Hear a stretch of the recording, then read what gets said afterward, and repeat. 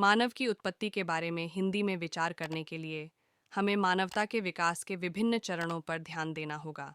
वैज्ञानिक दृष्टिकोण से मानव की उत्पत्ति की प्रक्रिया को विकासवाद इवोल्यूशन के सिद्धांत के माध्यम से समझा जाता है।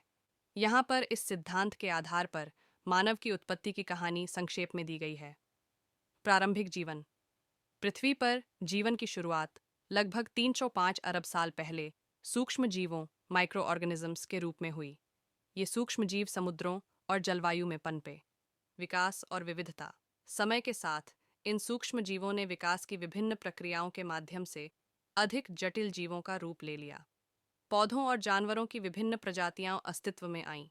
प्राइमेट्स का विकास। लगभग 55 मिलियन साल पहले प्राइमेट्स का विकास हुआ, जो कि वे जीव थे जिनके अंदर मानव के पूर्वजों के लक्षण थे। होमिनिड्स का विकास। इसके बाद लगभग 7-6 मिलियन साल पहले होमिनिड्स का विकास हुआ, जो कि प्राचीन मानव और उनके पूर्वजों के समूह में आते हैं। होमिनिन्स का उन्नति। लगभग 2 मिलियन साल पहले होमिनिन्स जैसे कि ऑस्ट्रेलोपिथेक्स और हैबिलिस, जो मानव के और करीब थे, अस्तित्व में आए। होमिन्स। इसके बाद होमिन्स जैसे कि होमो इरेक्टस और नेंडरथल्स का विकास हुआ। होमो सैपियंस आधुनिक मानव होमो सैपियंस लगभग 300,000 साल पहले अफ्रीका में उत्पन्न हुए। इनका विकास और फैलाव पूरे विश्व में हुआ और उन्होंने विभिन्न सांस्कृतिक और तकनीकी उन्नति की दिशा में कदम बढ़ाए। यह संक्षिप्त विवरण है कि कैसे पृथ्वी पर जीवन के विकास के साथ मानव की उत्पत्ति हुई। यह प्रक्रिया एक दीर्घकालिक और जटिल है, जिसमें कई चरण और विकासात्मक परिवर्तन शामिल हैं। मानव के विकास की कहानी एक बहुत ही दिलचस्प और जटिल यात्रा है। इसे हम कई प्रमुख चरणों में बांट सकते हैं। 1. प्राचीन युग। लगभग 6-7 मिलियन साल पहले मानव जाति का इतिहास अफ्रीका से शुरू होता है। पहले मानव पूर्वजों के लिए होमिनिड्स शब्द का प्रयोग किया जाता है। सबसे प्रारंभिक मानव पूर्वज सहेलंथ्रोपस और ऑरेस्टालोपिथेकस थे, जिनकी विशेषताएं आदिम और प्राइमेट्स जैसी थीं, लेकिन धीरे धीरे इनके शारीरिक और मानसिक लक्षण बदलने लगे। 2. होमिनिड्स का विकास। लगभग 2-3 मिलियन साल पहले होमो हैबिलिस और होमो इरेक्टस जैसे प्रजातियां उभरीं। होमो इरेक्टस की सबसे महत्वपूर्ण विशेषता यह थी कि उसने पहली बार आग का उपयोग किया और औजार बनाने की क्षमता विकसित की। 3. होमो सैपियंस का आगमन। लगभग 300,000 साल पहले होमो सैपियंस आधुनिक मानव का उदय हुआ।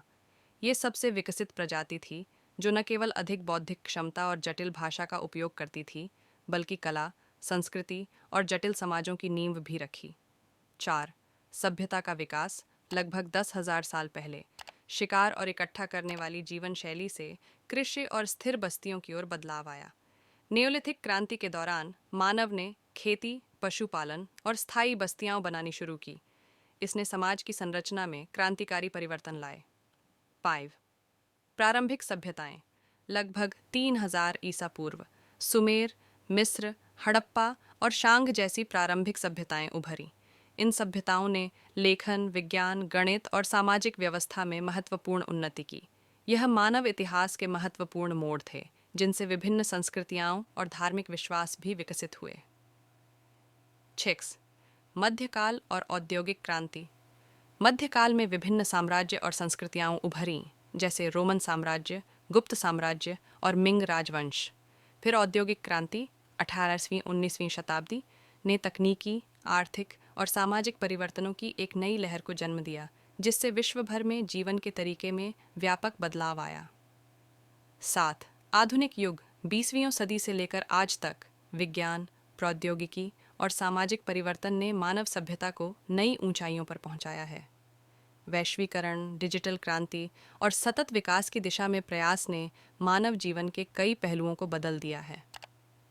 मानव का इतिहास एक सतत विकास और परिवर्तन की कहानी है, जिसमें विभिन्न चरणों के माध्यम से हम वर्तमान स्थिति तक पहुंचे हैं। मध्यकाल और औद्योगिक क्रांति मानव इतिहास के महत्वपूर्ण युग हैं, जिनके दौरान सामाजिक, आर्थिक और तकनीकी परिवर्तन हुए। यहाँ पर इन दोनों युगों की प्रमुख विशेषताओं और घटनाओं की एक संक्षिप्त जानकारी दी गई है। मध्यकाल लगभग 5वीं से 15वीं सदी आई। यूरोप का मध्यकाल। साम्राज्य और राज्य। इस अवधि में यूरोप में विभिन्न साम्राज्य और राज्यों का उदय हुआ, जैसे रोमन साम्राज्य के पतन के बाद फ्यूडल सिस्टम का उदय। फ्यूडलिज्म इस प्रणाली के तहत समाज में राजा और सामंतों के बीच भूमि और शक्तियों का वितरण हुआ। सामंतों ने अपनी भूमि पर किसानों को काम पर रखा और बदले में सुरक्षा प्रदान की। धर्म और शिक्षा कैथोलिक चर्च का महत्वपूर्ण प्रभाव था, जिसने शिक्षा, संस्कृति और समाज पर गहरा प्रभाव डाला। मठों और चर्चों में अध्ययन और पांडित्य का विकास हुआ। क्रूसेड्स 11वीं से 13वीं सदी तक विभिन्न क्रूसेड्स धार्मिक युद्ध चलाए गए, जिनका उद्देश्य पवित्र भूमि जेरूसलेम को मुसलमानों से पुनः प्राप्त करना था। भारतीय मध्यकाल राजवंशों का उत्थान भारत में कई शक्तिशाली राजवंशों का उदय हुआ, जैसे गुप्त, पाल, चोल, और सैकड़ों सालों तक इस काल के दौरान कई साम्राज्य और राज्य बने और टूटे। मुगल साम्राज्य 16वीं सदी में बाबर द्वारा स्थापित मुगल साम्राज्य ने भारत में एक नया राजनीतिक और सांस्कृतिक युग शुरू किया। अकबर, शाहजहां और औरंगजेब जैसे सम्राटों के तहत यह साम्राज्य अपने चरम पर पहुंचा। धार्मिक और सांस्कृतिक उन्नति इस अवधि में विभिन्न धार्मिक और सांस्कृतिक विकास हुए, जैसे सूफी पंथ, भक्ति आंदोलन और विभिन्न कला और स्थापत्य की शैलियाँ। औद्योगिक क्रांति लगभग 18वीं से 19वीं सदी ईं। औद्योगिक क्रांति का प्रारंभ स्थान यह क्रांति मुख्यतः ब्रिटेन से शुरू हुई और धीरे धीरे यूरोप और अमेरिका में फैल गई। तकनीकी नवाचार इस दौरान कई तकनीकी आविष्कार हुए, जैसे स्टीम इंजन जेम्स वॉट द्वारा, जो औद्योगिक प्रक्रियाओं में क्रांतिकारी बदलाव लाया। उद्योग और उत्पादन कच्चे माल के बड़े पैमाने पर उत्पादन और प्रसंस्करण के लिए फैक्ट्रियों की स्थापना हुई। कपड़ा, लौह और कोयला उद्योगों ने विशेष ध्यान आकर्षित किया। 2. सामाजिक और आर्थिक प्रभाव। शहरीकरण औद्योगिक क्रांति के कारण बड़े पैमाने पर शहरीकरण हुआ। लोग ग्रामीण इलाकों से शहरों में काम की तलाश में चले आए। मजदूर वर्ग फैक्ट्रियों में काम करने वाले मजदूरों की संख्या बढ़ी और उन्होंने अक्सर कठिन और असुरक्षित कार्य परिस्थितियों का सामना किया। सुधार और आंदोलन मजदूरों की स्थितियों को सुधारने के लिए सामाजिक सुधार आंदोलनों का उदय हुआ। श्रमिक संघों, सिंडिकेट्स का गठन और श्रम कानूनों में सुधार हुए। वैश्विक प्रभाव।